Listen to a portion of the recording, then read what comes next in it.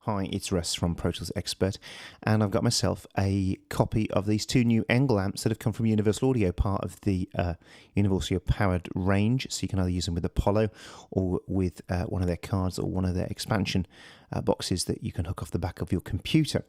They've been put together by Dirk and the team over at Brainworks Studios. Now, Dirk's been responsible for guitars on some major albums. You can check them information out on the Universal Audio site and watch a video there. But I thought I'd do a show and tell. So it's two amps. It's the Engl E746 and the Engl E765. One is ultra clean and modern, and the other one is much more vintage and much more gutsy.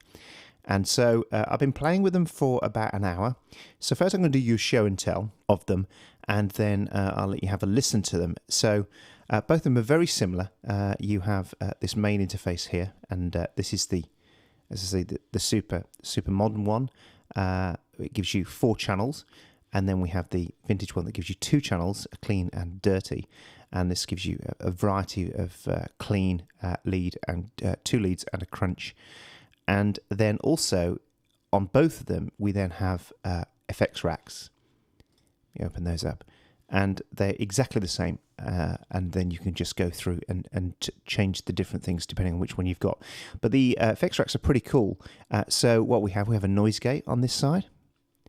And then we have an EQ, basically it says tight and smooth, and basically it's a low pass and a high pass filter, which you can use either pre or post. So if you've got a guitar that's very bottom heavy, then before it even gets into the amp, you can go into pre mode and you can actually just get some of the bottom end out. Or if it's a bit clangy or a bit one of the things I always find with these amp VIs is they can be somewhat sparkly, and I don't find that with real amp VIs, real amps, when you start to mic them up. So it's nice that you can smooth off the top end as well, either in pre or post mode. Then we have the delay, analog delays, which can either be working BPM hosted or they can work independently on their own.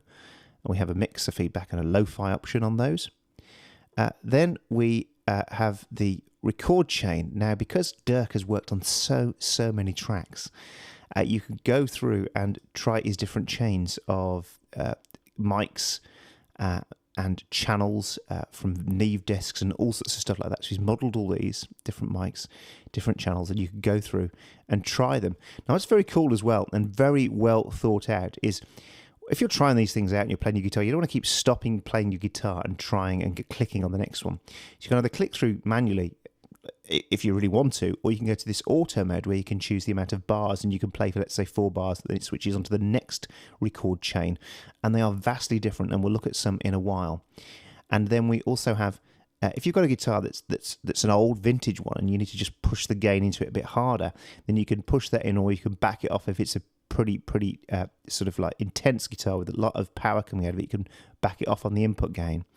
And also vice versa as well, you've got a power soak, so if it's a bit hot on the output stage, you can then also bring that back and knock it back as well. And then we can bypass the pre, and we can also bypass the power amp. So we could just hear the preamp, or we could just hear the power amp. And that's the same, exactly the same on both, as you see there. So as I say, we have an ultra clean, and we also have a vintage one as well. So I've quickly put a track together with just a couple of guitars. In fact, it's the same guitar I've duplicated and pushed it along the timeline slightly in Pro Tools. Put a drum loop on it and some bass, just to give you a quick idea of what it sounds like. Then we're going to go through sort of a few things as well, just to show it. So have a listen to this, just give you an idea. So these are quite crunchy at the moment. So we've got here on the Telecaster Aggressive on that one, and then on this one we've got the Les Paul rack, as it says. So let's have a listen to this and see what you think, and then we might flip through a few more as well.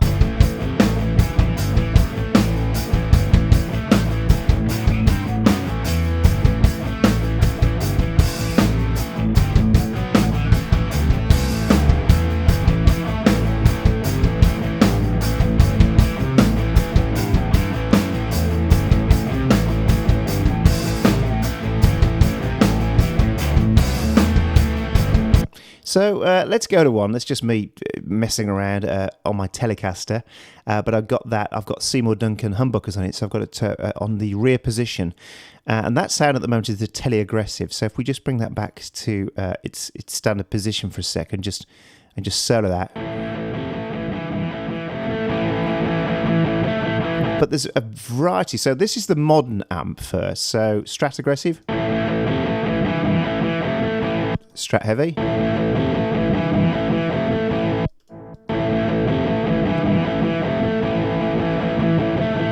and clean.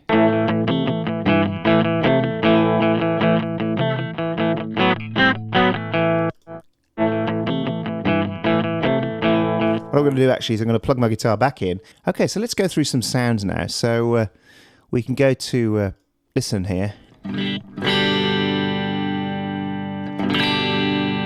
as you can hear, there's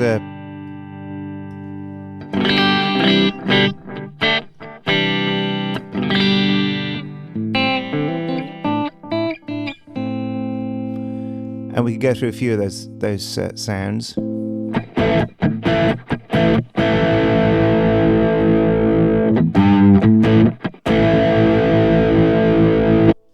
Or the clean one.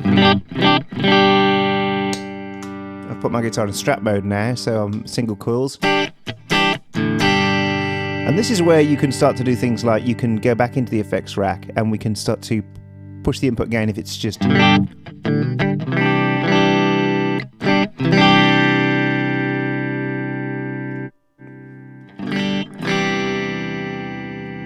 So the delay sounds really nice actually.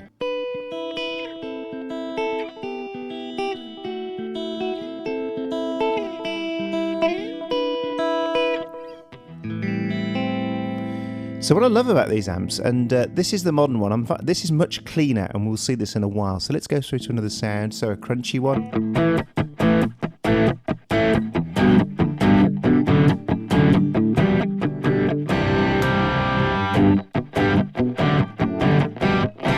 Telecaster rear pickup.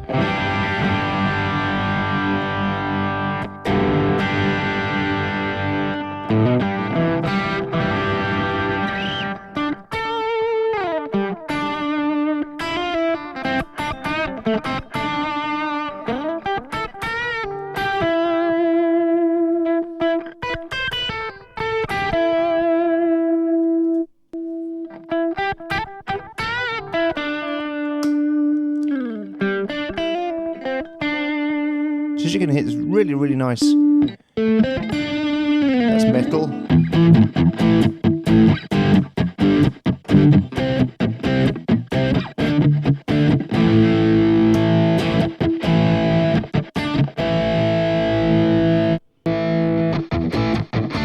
And the variety of the sound is great.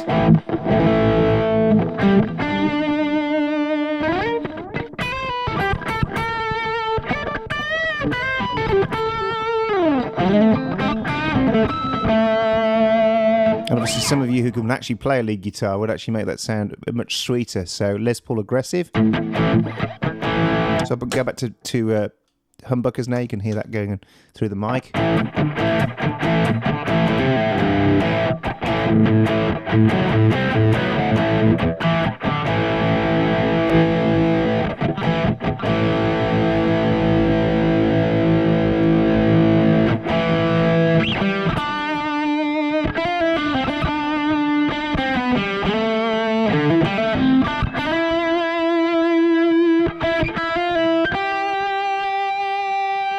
Bring some more of this lo-fi and this feedback up and this mix up a bit and then get really big delays.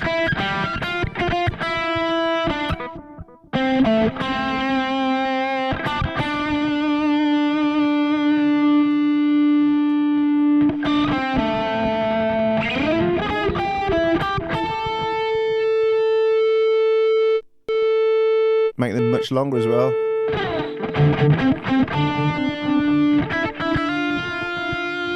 Bring the lo-fi back down and much cleaner.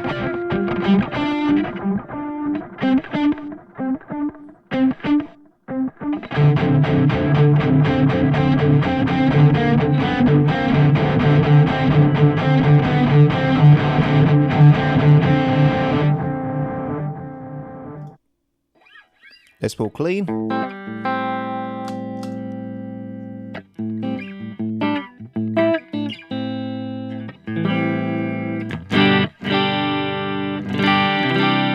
What I'm finding with the 646 is a much cleaner amp of the two. So if you want those really blisteringly clean, kind of jazzy, glassy sounds, then you'd probably go for this amp. The problem is it's like choosing between children. I've played both of them and I really can't. They both got their own personality, their own character, and I think that most of people are going to end up buying both. Actually, with a lovely, lovely tone on them.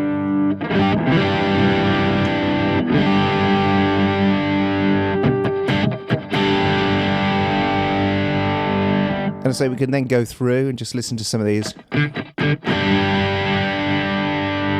There's one I found earlier that's really lovely, I think 7 and 8 in particular for me. And you use these on if you use this on a clean sound, like this, the Strat Clean, you get this really big, and back to like 7 or 8, and you get this lovely, lovely.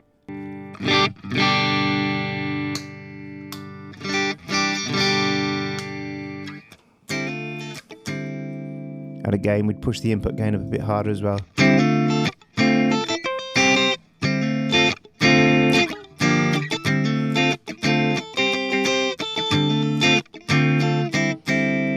And then, as I say, you can go to this auto mode where you can choose a couple of bars and just start listening to them. Starts flashing.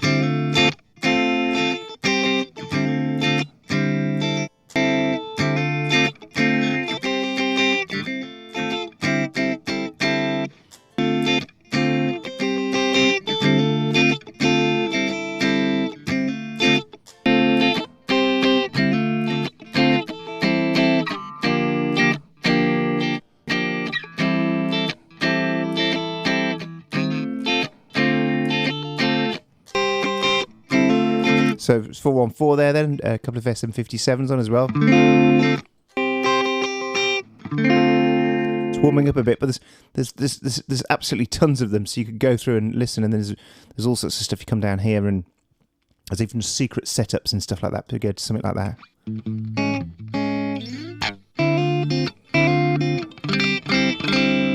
So let's go to the second amp now, and let's come out of that and come to here. Let's get this back into the centre position.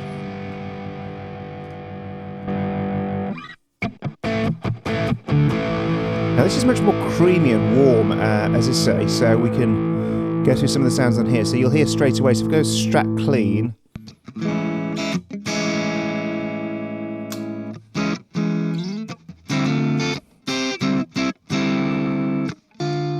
there's still some grunt in there, you can hear it.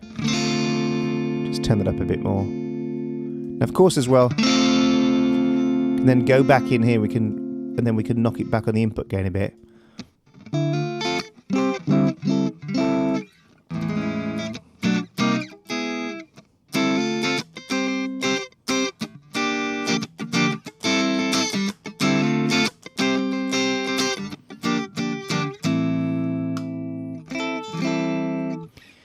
But there's some, as I say, there's some real grunt in some of the sounds. So for particular, something like a Telecaster.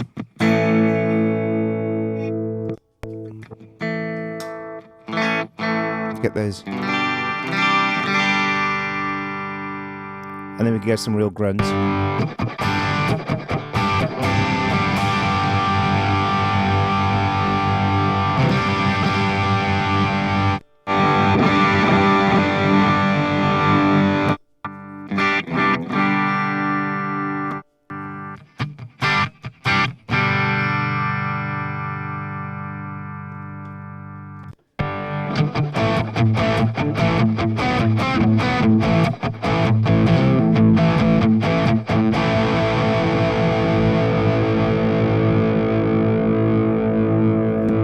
Strat rocks.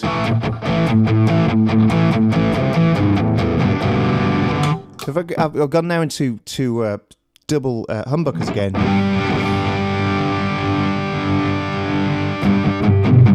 And you hear there the bottom end's cutting through now. So this is where things like this could work, the tight. So we can come into pre-mode now here. Push it up a bit.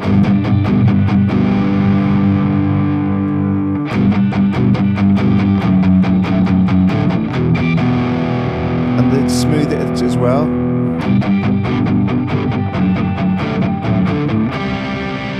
turn them both back off again, and you end up with this. Much messier, so...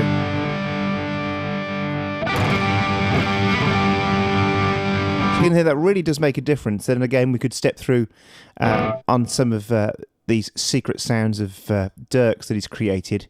And we go to, again, 2-bar. Let's go to 2-bar again and auto those again.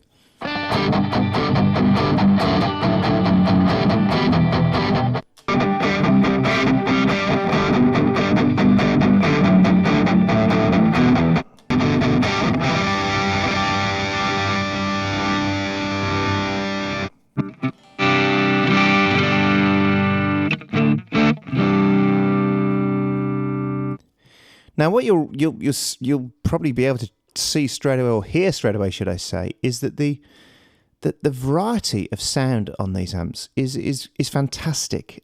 Now, those who've watched my videos before will know that I'm not a massive fan of amp VIs. They often sound really scratchy, but I have to say that the guys over at Brainworks really know their onions when it comes to recording guitars, and they've really worked hard. You can tell on getting these right. So if you're a UAD user, then download the demos and try them for yourself. I've fallen in love with them. I think they're fantastic, and it's interesting that as each year goes on, we're getting closer to some really good guitar amps. Now, I know there's some of you diehard amp lovers out there who are going to comment with things like, hey, there's nothing better than a great amp. Well, if you can afford all these amps, then go out and buy them, of course, and record using them. But if you can't, and you want to get some great guitar tone, you won't go wrong using these. A big thumbs up to Dirk and the team at Brainworks. I think they've done a fantastic job, and well worth consideration. The limitless sounds on them are just worth their weight in gold, and I think these are going to be hard to beat. Thanks for watching, and I'll see you again soon.